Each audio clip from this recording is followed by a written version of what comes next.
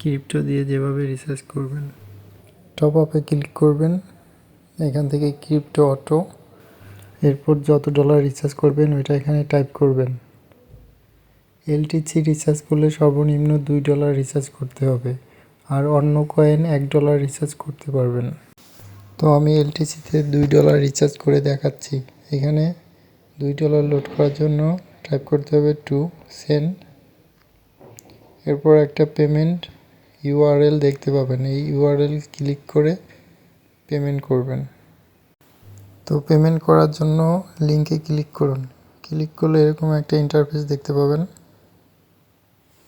এইখানে আপনারা select currency, আপনারা যেই কারেন্সিতে পাঠাবেন, টিআরএক্স, এলটিসি, ইউএসডিটি, যেটা ইচ্ছা। তো এইখানে দেখুন সব ধরনের কয়েন অ্যাভেলেবেল আছে, আপনারা যেটা ইচ্ছা সেটাই পাঠাতে পারেন। LTC, TRX, USDT, BTC, doggy coin. তো আমি এলটিসিতে পাঠাবো, এই জন্য এলটিসি সিলেক্ট করলাম। এরপর প্রসেড, এরপর এখানে দেখুন ওয়ালেট অ্যাড্রেস, এই অ্যাড্রেসে আপনাকে ডলারটি পাঠাতে হবে। তো অ্যাড্রেসটি কপি করবেন, কপি করে আপনারা যে পেমেন্ট গেটওয়ে থেকে পাঠাবেন ওই ওয়ালেটে যাবেন। আমি বাইন্যান্স থেকে পাঠাচ্ছি, এজন্য বাইন্যান্সে ঢুকলাম। এরপর অ্যাকাউন্ট থেকে এলটিসি, এরপর সেন্ড, উইথড্র ক্রিপ্টো। এখানে আপনারা যে অ্যাড্রেসটি কপি করছেন এটা এখানে পেস্ট করবেন।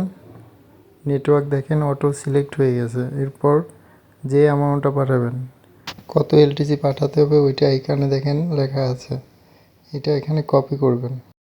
আর এখানে দেখুন লেখা আছে ইউপে নেটওয়ার্ক ফি, মানে আপনাকে কিছু নেটওয়ার্ক ফি দিতে হবে। তো ওইটা এখানে পেস্ট করবেন।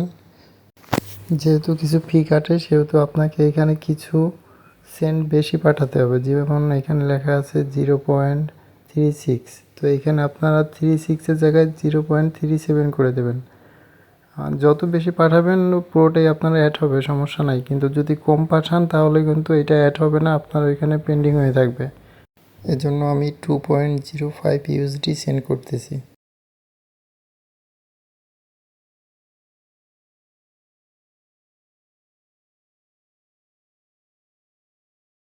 সেন্ড করার পর আপনারা ওই ওয়েব পেজে যাই কিছুক্ষণ ওয়েট করবেন, 5 থেকে 7 মিনিট ওয়েট করবেন।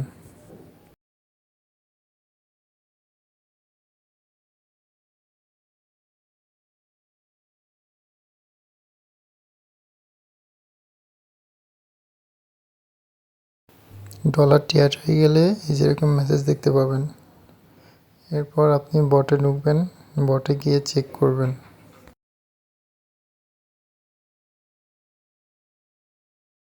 বটে ঢুকলে এরকম পেমেন্ট কমপ্লিট মেসেজ দেখতে পাবেন।